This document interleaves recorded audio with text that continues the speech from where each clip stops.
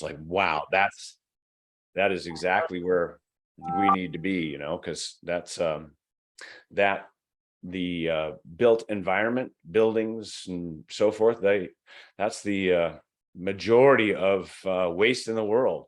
The producers of the majority of waste in the world, and also the biggest users of carbon in the world. I mean, well, actually, I take that back. They're about 40%. Buildings are about 40%, but that's pretty big if you talk about a global extent. So, I mean, anyway, 40% of a pie is huge. So yeah, and it's a big pie. yeah, it's pretty heartbreaking, but you know, we love what you do. We love to hear about how you are providing solutions for this clearly problematic issue. And I wanted to know a little bit about Recapturit. Okay, all righty. Well, Recapturit was my brainchild back several years ago when I just came to a point in career, and I said, you know what, I got to figure out what I want to do when I grow up. I had done several startups, been in business for myself for decades, in fact, but I wanted to do something of impact. And so I reached backward into my career and I pulled together elements of my architecture background. I started in architecture. I went into construction and remodeling and facilities management. I took care of buildings, and I saw in the construction world the waste that was happening, and yet I didn't have a real sense of the magnitude of it. I knew it, I saw it, I felt it, and it bothered me. And I scrounged on job sites. I mean, I built our own home back in the 90s, and I incorporated lots of lovely materials that I had scrounged off of other job sites that I had worked on into that. And some of that was just gorgeous, gorgeous wood. I made a newel post for our stairway out of this beautiful, dense old wood and stuff like that. So just like I said, a few years ago, when I was searching for something bigger to do, it had to be scary. It had to be something that I knew I would not be able to do with who I was at the time. I'd have to grow into it, learn a lot, right?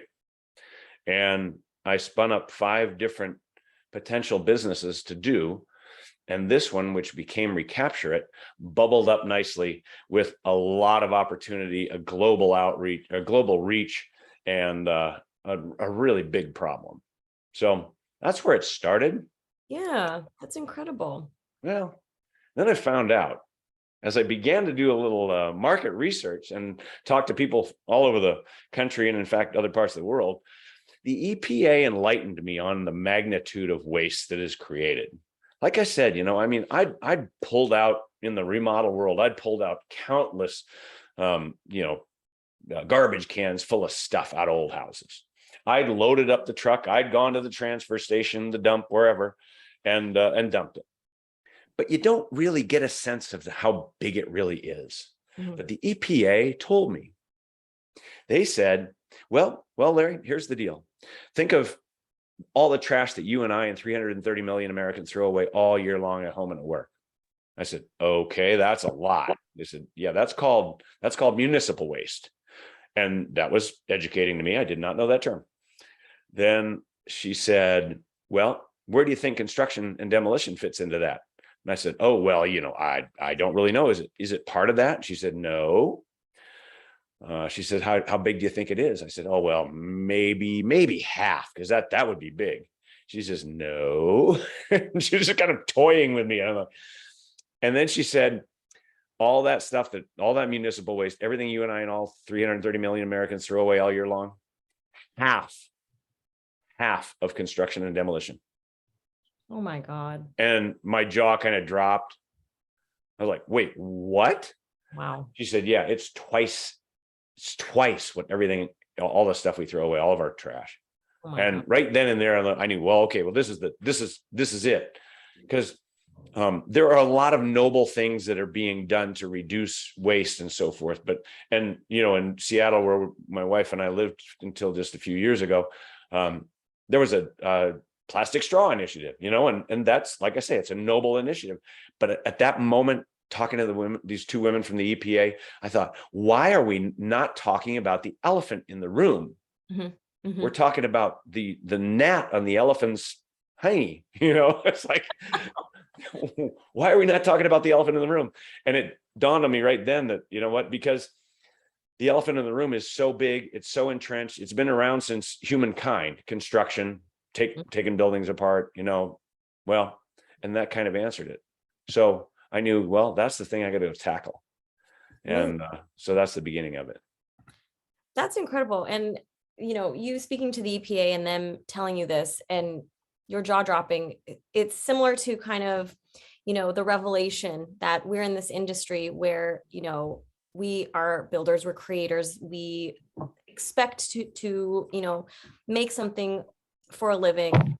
And yet we're in an industry that is so wasteful that it hurts. It literally hurts. It's hurting the earth, it's hurting us as people. And like you said, it's the elephant in the room. I actually recently came across a statistic that I had to create a post for the GFDA about, and it said that, of the demolished homes in the US annually, which are about 200 to 300,000 homes a year, of what is demolished, there is enough reclaimable lumber to produce 100,000 new homes from that demolished home. And all of that is shifted right into a landfill. It's not saved. That is not saved, if at all. Exactly. Yeah. We could be doing great things for affordable housing, for price of housing. Housing prices just keeps going up and up and up and up and up. And incorporating used materials into these would be, could be a cost savings. Frankly, some of the materials are just better than what we have now. So there is a lot of, let's say, light at the end of the tunnel out there. There's a lot of good happening. And I usually try to bring that to conversations around this, because I get to see what's happening all over the world with conversations that I get. And there's so much that is being done that is positive, that will have a fabulous impact. One of the things I've been talking about for years is that when deconstruction, the industry of deconstruction, not demolition, for those that are in the audience that don't know that distinction, deconstruction is taking apart buildings. When the industry of deconstruction grows and blossoms, that will attract tool manufacturers who are not interested in it now, because the market for those tools is not big enough. But I just recently met a man in California who has such a tool that I said to him, when I understood what it was he was doing, I said, "You just made a non-liar out of me." Because they have a tool that I cannot tell you about, unfortunately, because that's hush hush for the moment. But let's say in about October, we'll all know it, and it's going to accelerate deconstruction in a magnificent way. And it's just fantastic. So the tools will be provided, and as each tool is entered into that marketplace of the industry, that will help to accelerate the rate at which things get done. And that will lower the cost of deconstruction relative to demolition. So, which is the mathematics that have to happen now. It's like, well, it costs more to do deconstruction, and there are tax advantages. And we know some, a marvelous appraiser in that world who will tell you exactly what your materials are worth for tax deduction. But that's another story. Right. Well, on that note, I was also reading when I was doing just a little bit of research, and I still haven't even scratched the surface, but I was reading that a lot of people are so deterred by the initial cost, but it's just like anything else. Sometimes the sticker shock might get you and say, well, we can't afford to deconstruct. We need to just demolish because we've got a budget, but then that's a little bit what it appeared to me from my readings was a little short-sighted, because you can always actually, what you do salvage is saleable, and not only that, you could donate whatever you don't need to use or, whatever's left over to a nonprofit and have a tax write-off in return.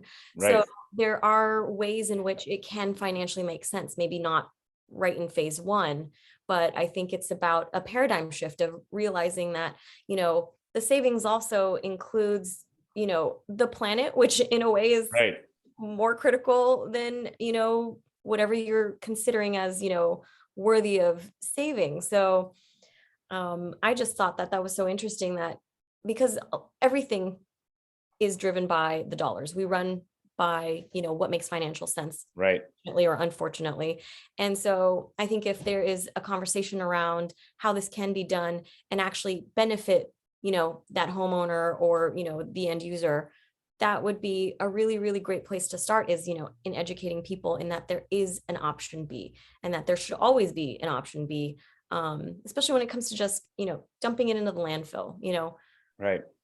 Well, But part of anyways, that. I'll Oh, just take a minute. I'm so sorry to, for anybody new who's joined us, to let you know that you are always welcome to either ask questions. If you wanted to unmute yourself, feel free to go ahead and do that. Drop them in the chat or save them to the end. So if there's anything that you would like to chat directly with Larry, please go ahead and feel free. But all right, that was just my little thing. Go ahead. exactly. Yeah, please do.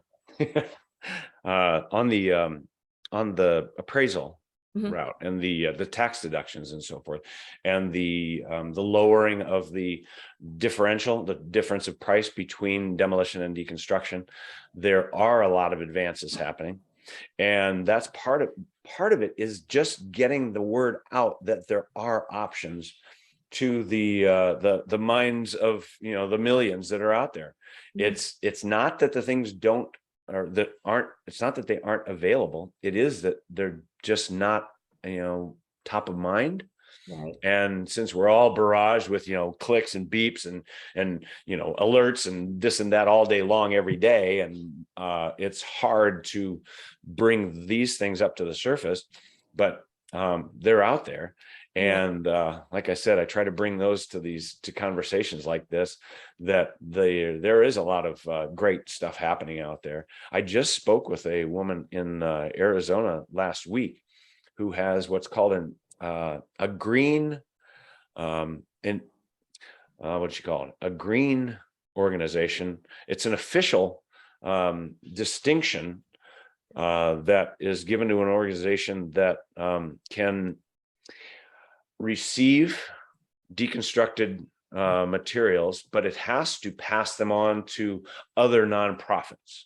Oh. I did not realize there was this layer, this upper layer of this green organization that can disseminate products, building products from a deconstruction to other nonprofits. But Okay. they're Hub? kind of a funnel, Like, and okay. yeah.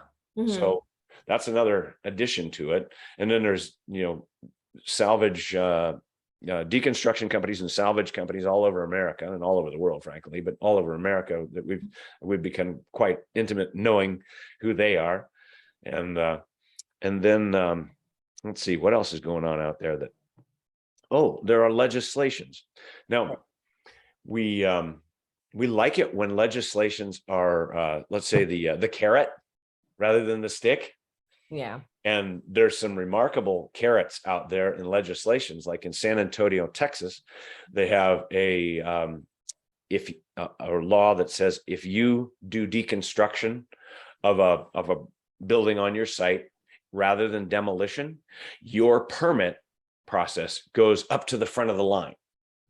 Now, that That's doesn't really, No, I think that would be incentive if they did that here in San yeah, Francisco, where permitting takes years. it takes a long time. A lot of people don't know that, but when it bumps you up to the front of the line and you're like walking by, like going, ha, ha, ha, well, you don't get to do that, but that's just me. But you do get to, Have a fast pass. I mean, and I think exactly. that is a really great incentive. At the end of the day, we're all, kind of drawn to what would benefit us, which is why Yep. we often make the decisions that we do. And I think that with, things like San Antonio incentives happening should be rolled out all over the place in all kinds of larger cities, to start.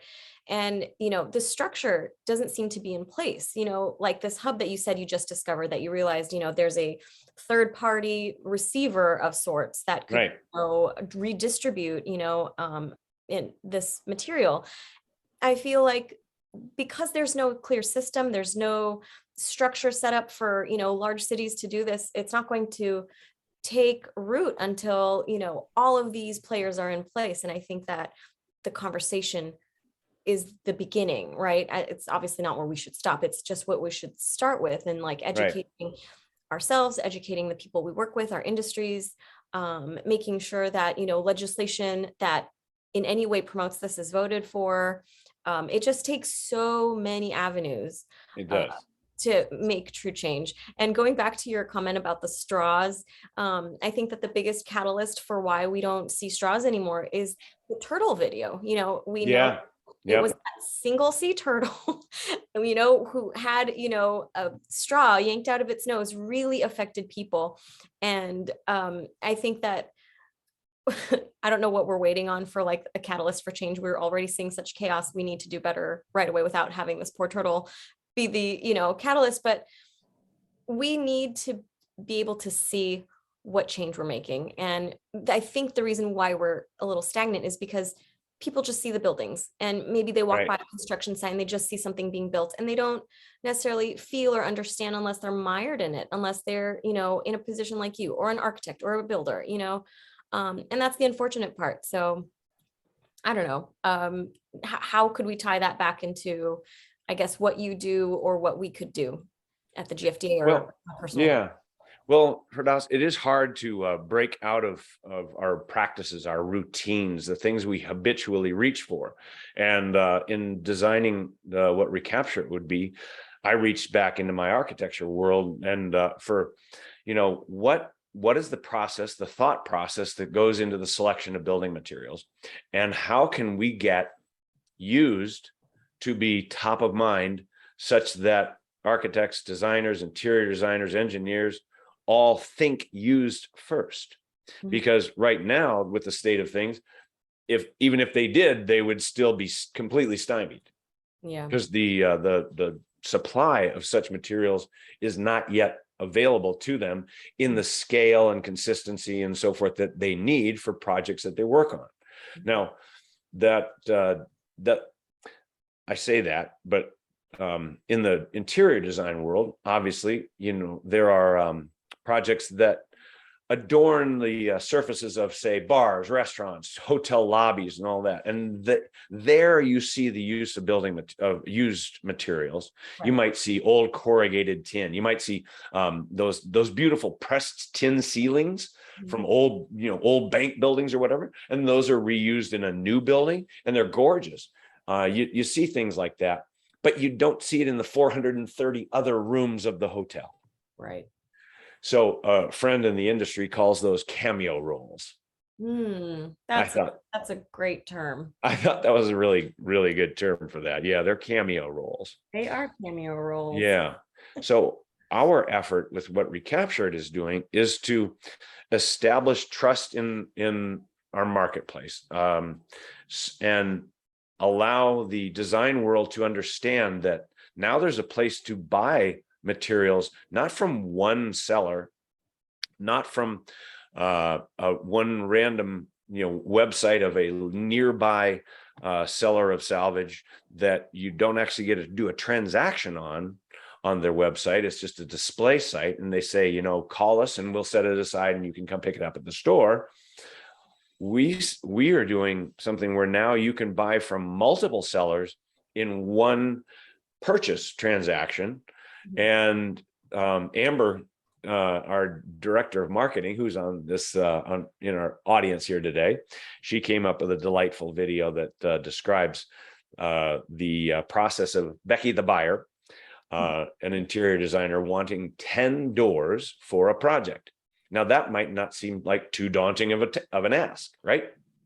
But if you go to a seller of architectural salvage and you're looking for 10 doors of one type, they might be, say you bought a Victorian house, and during its life, in its later years, somebody had done what's called remodeling, which is, bad remodel, and it's got, ugly doors, and it was made into a multi-unit apartment or something. But you got this gorgeous shell, and you're going to make this old Victorian house into a new house.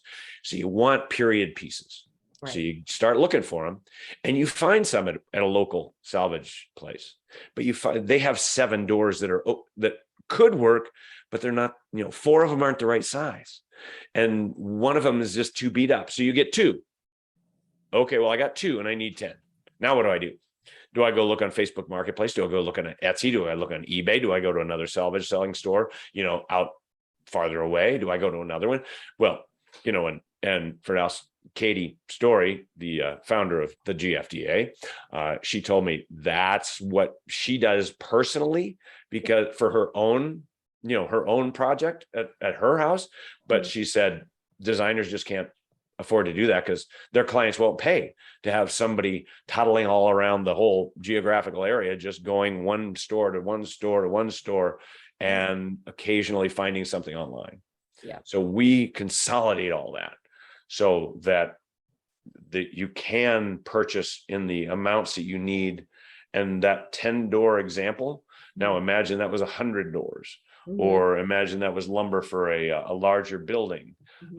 That can't happen now, but that's what we are preparing for. That's amazing. So, does that make sense? Absolutely. I mean, Okay. it's providing a solution to the very clear problem of just inaccessibility. Inaccessibility, exactly. And that's what, I think a lot of low waste sustainable problems is that it's just inaccessible for the general public. It's either too expensive, it's out of the way, it's not at the box stores, which are so predominant. Hunting for something, time is money. Can you imagine the time you would pay your designer for the hours of just popping around to salvage yards Right. in one city or in 2 cities if you need to? It's really not cost effective, even if someone is well intended and they're like, I'd like that, but it's just not feasible. So I really appreciate what you guys are doing. And what your example of the remodeling. So this house is over 100 years old, and this door is the original. Yes. And Okay. this door is that, hollow core, Right. whatever, it's just the worst. And I'm like, it's such a sad thing because this little house is so spectacular. Yeah. Been done an injustice, but I mean, I digress. This is just a personal. That's okay. Yeah. Remodeling is actually a term. Yeah. And, just to go back to kind of what Recapturit is doing and trying to provide, a space where someone can go ahead and find a solution to a problem of, how can we take reuse first? And, I like the words, reuse, upcycled, salvaged a little bit better than used, only because that's what a lot of people are like, oh, I don't want used things. Maybe it's a language thing that people find off-putting, because That's true. Right. I've worked in the, high-end interior design industry for all the time that I've lived in the Bay Area. So it's not easy to sell something that's, doesn't sound good. And so I think that, again, it's a paradigm shift. It's like an intentionality and, trying to allow people to see that, we have to do everything in our possibility to stop from taking something and dumping it in the landfill. And our purchases have to be really, we have to be really conscientious about our purchases, and that is from everything from housing, from, the clothing that we wear, all that kind of thing. So it's really good that you guys are addressing that there in Seattle. So could you speak a little bit more about maybe what's happening in Seattle and how you're finding the market there? Well, Seattle proper, like I said, my wife and I actually moved out of Seattle to the center of the state about 3 years ago. But yeah, but I would say in the Northwest is quite a hub for utilizing building materials. It's probably one of the top areas in the nation. And it has been kind of a the leader in that in Portland, Oregon, and in Seattle. So there are laws that say you have to take building materials that are usable to one area to be dumped, basically, and the waste materials go to another. So there is a partitioning of that. But that is in Seattle and Portland and surrounds, but that's not across the country yet. There are, like I said, bright spots around the country, and there are those that are really making some headway in terms of making reuse an option. A lot of people don't even really understand that reuse is different than recycling. Yeah. Could you They, clarify? yeah, because recycling, it actually takes something and transforms it into something else. And say plastic. So it's melted and reformed and made into a new product or something, or a new material. But in the case of plastic, it's usually downgraded actually, because it loses some of its integrity and strength over that period, over that process of recycling. Whereas reuse, obviously in the building world, the ultimate reuse is to reuse the whole building. So there is a very strong movement to consider reuse of buildings first. You really want to do that. Yeah. Now, that sometimes escapes the imaginations of those that are in charge of that, and they think, well, it'll just be a whole lot easier to have a nice, clean, flat site and do our new thing.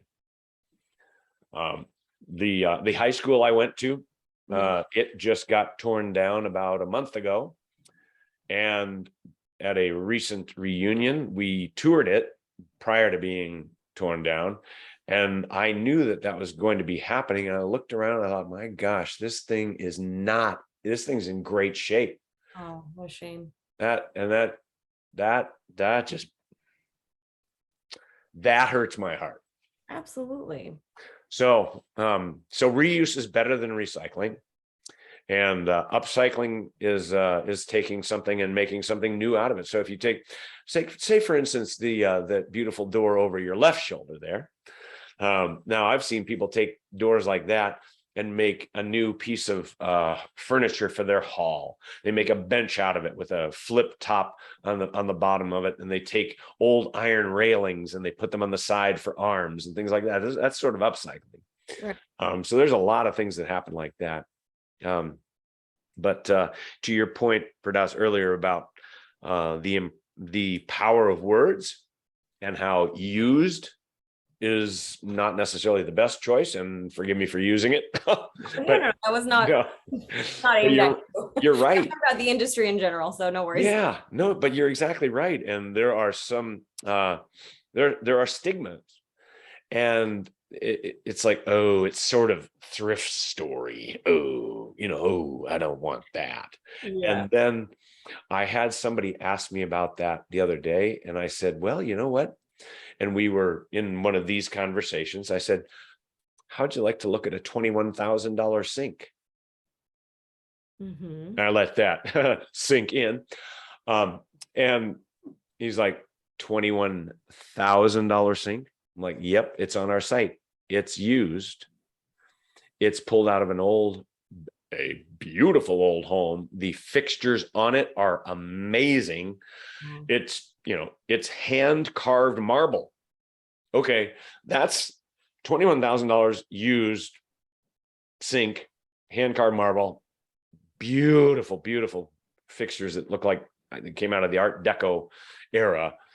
And he's like, oh, I get what you're saying. Wow, that's not thrift store. No. Right. So again, it's all about impression and what people think of.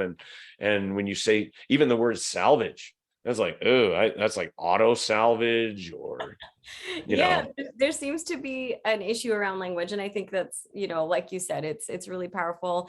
Us conveying to people that, taking something, we can call it heirloom, we can call it, yep, any number of words, right. And vintage, nostalgic, yeah, all that. Yeah. We could even try and reclaim the word thrift and say, this is what it is. It's not a bad word. Right. Yeah. Thrifty is actually a good thing. I mean, yeah. Yeah. Yeah. Once upon a time, it used to be, honorable to be thrifty. So. Right. It did. I don't know how you know that. You've heard that, right? You're way too young to know that. Right? But going back to your story about high school. So in Burlington, Vermont, which is where my husband's family is from and where I spent a number of years, there was a need for a high school because I can't remember why the original high school in Burlington, there was some kind of issue. And so in downtown, there was a Macy's that had been, just there wasn't enough business and it shut down. And that Macy's was sitting unused. And so the city of Burlington decided, well, why don't we move the Wow. high school into the Macy's? And Right. it's currently being used as a high school with the cubbies, with the escalators in, with like the cleared paneling, where you'd have like models or whatever, and Hmm. so it looks like the street of a Macy's Wow. with all the trimmings of what a Right. department store looks like, and it's a high school. And so I thought, that was just a great repurposing of a building instead of, starting from scratch and building something all over again. This unused place now, That's great. yeah. To That speak is. to your, kind of sad story of losing your high school, this was a little bit of a win on that side of the country. Yeah. Well, Mhm. there's these. I heard in the case of my high school, not in Burlington, but in mine, that there were these justifications that, like, well, there's the new junior high, and there were new grade schools that had been built recently and were modern and had these modern features and so forth. And I thought, well, why don't you just modernize this? And my builder architect brain goes walking through the building thinking, what would it take? And I thought, well, you need, obviously technology and so forth. But I thought, geez, that's a shame to lose this. But they just wanted it new. They just wanted it new. Yeah. And that's part of that whole mindset, that's gotta shift. Because here's what I ask people these days, Firdaus, and that is, let me ask you, do you believe that it is inevitable that this process that we live now of what's called take, make, waste, build, use, throw away, whatever you want to call it, is it inevitable that at some point that stop? I think that when the need arises, it will have to on its own, whether or not we want it to, because there will be no Right. more material to extrapolate from the earth, and there will be no more landfill space to throw it. We're going to be tossing more into the ocean, tossing more into space. I mean, there's going to be a point at which it's not even possible when we want to continue with this very toxic behavior. But that's why I think we're trying to have this conversation now, seeing, Right. state of the climate, the state of, our resources, the state of, just everything around us. None of it's regenerative. None of it's, allowing us to what am I trying to say? Heal the damage that we're doing. Mm-hmm. I actually have a nice comment from Natasha in the chat. So if you don't mind, I'm going to go ahead and read it. So Please fire away. Yep. design industry is so deeply formed around not doing that.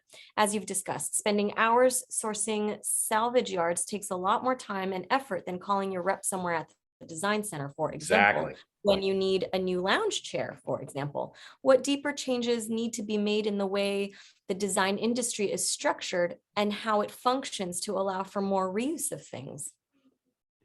Very good question. Yeah. So I think about that a lot. And partly one thing that incorporated into our system Mhm. was in thinking of all the materials that would be in our marketplace. So everything that gets built into a building ever.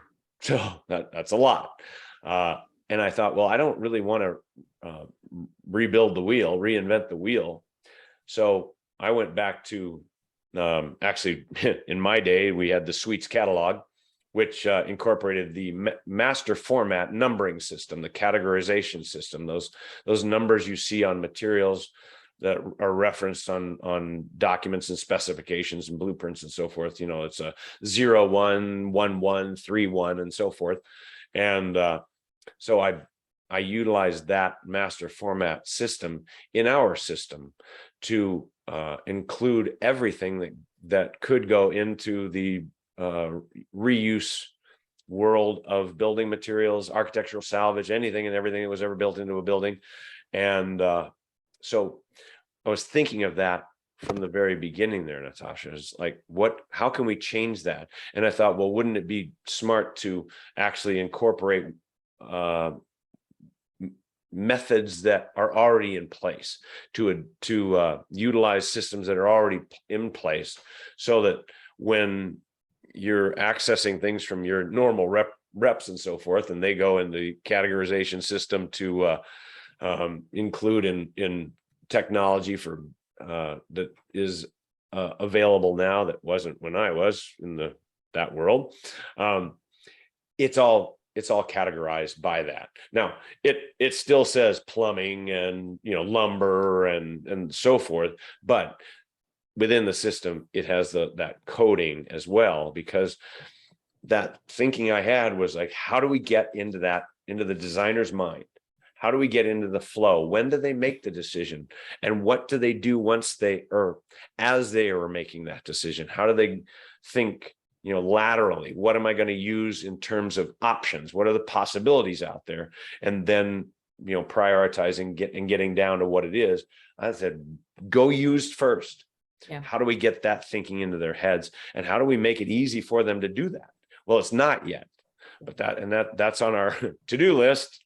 Yeah. Out in the future, but to be able to think in the way that they think, to pre-plan and to have it set up so that we fit into their flow. Right. Does that make sense? I think so. I think that Okay. that's really accurate. Thank you for sharing all that, because setting up systems, kind of putting it to front of mind, allowing it to be accessible. Again, those are all like clearly the things that we need to do. So thank you for sharing your ideas. And then to Natasha's point about kind of like new lounge chairs and whatnot. So here actually, I have dealt with a very specific issue with the Bay Area designers with the GFDA, where I've been contacted by several design firms who are like, hey, we have a sample library with hundreds of books of out of date fabrics, right? These are silks, they're velvets, they're Right. Outdoor fabric, they're indestructible, there's linens, there's every kind of textile. They've got bound in books. They're these single use objects where you show it to a client, and when it's discontinued, it is irrelevant to everything. And so Yep. multiple members will say, hey, Firdaus, do you know what I could do with these? And I have personally reached out to people in the Bay Area. I'm like, hey, you're a reuse store. Hey, you're a salvage Right. place. You're a craft shop. Can I offload this material to you? And most of them have come back with, we can't disassemble these books. We can't use 12 by 12 or smaller pieces of one-off fabrics. There's so little to do with this material. And these are tools that designers Right. are in to do their job.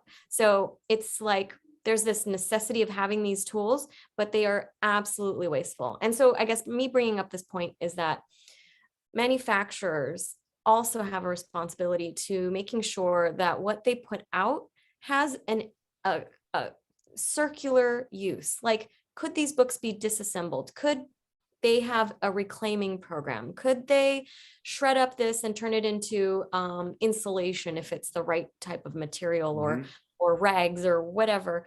And this is actually a conversation that Katie and I and some other folks are having, and it's actually something that we're diving into to see, how can the GFDA be a part of this solution? And this Right. is just for sample books for one area in a world of millions of things. There are paper samples, there are Yep. metal finish samples, wood samples, stone samples, paint samples. Like, a lot of this stuff is like nice little pieces of material that on its own, what can you do with it? But Right. then where do they go? This heavy, bulky stuff is dumped. And I worked in design firms where we had bins, and it would just get dumped in, like Yeah. beautiful leathers, exotic leathers. And I'm like, God, there must be this I poor know. animal, this poor animal that got, that got cut up into this, and just trashed. And so, I mean, there's so much like heartbreaking, heart-wrenching waste.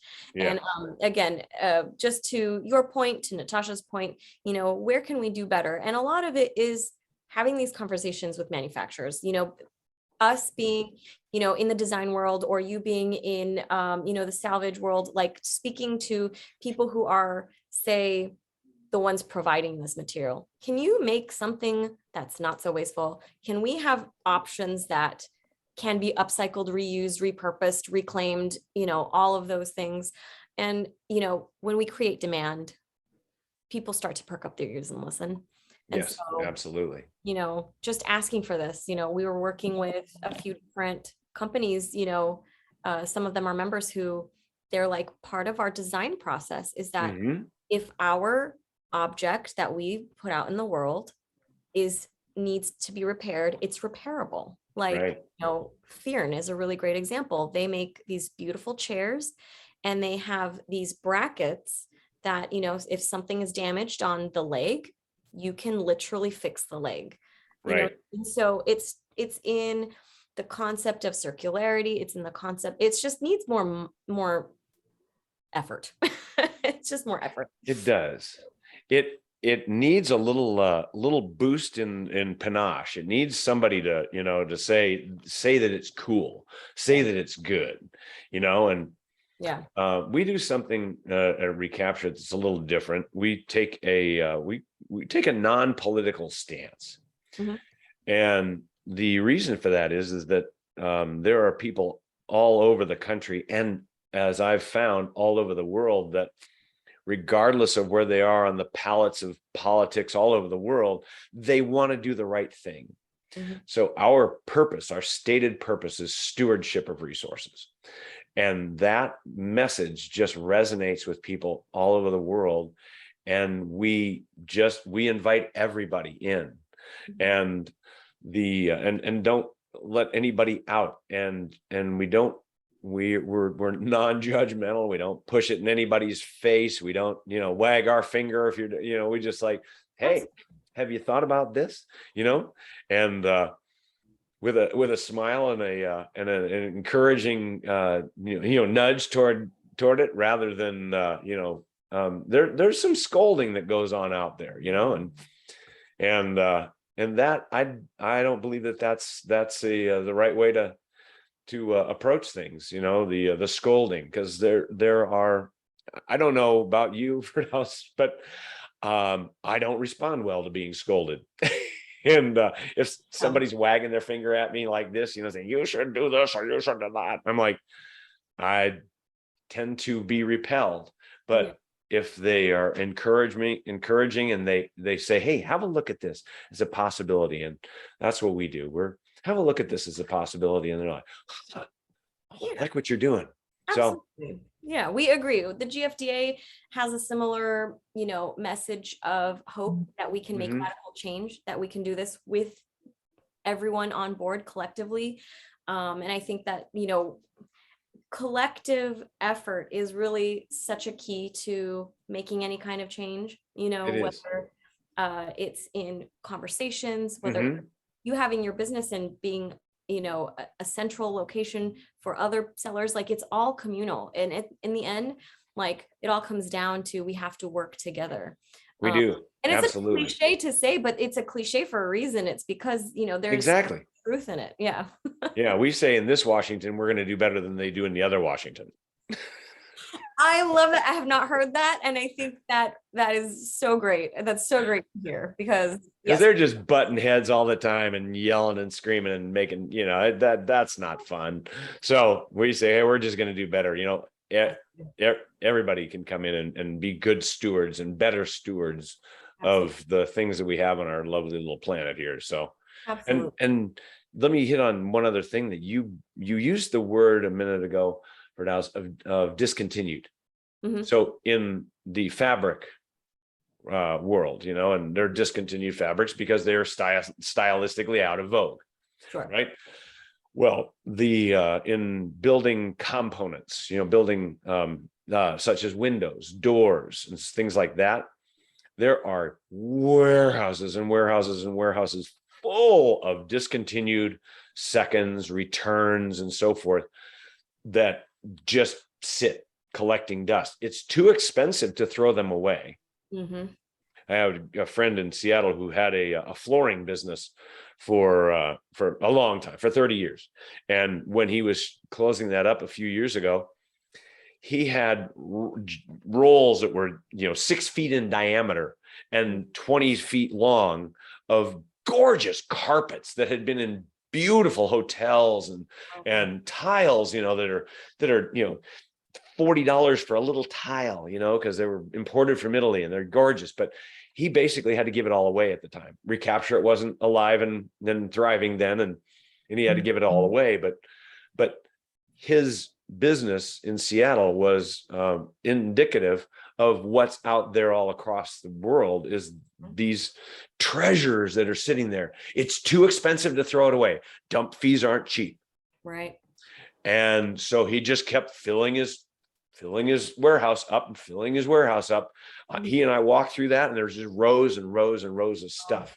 And we looked at things. He's like, "Oh yeah, that's from the Gates house. And that's from Amazon. That's from, oh, that's Jeff Bezos's place." And like, wow, it was kind of a a fun little tour, but the effect of it was sad. And so we are allowing for those sorts of things to be sold on our platform too, to give them a new home. Mm-hmm.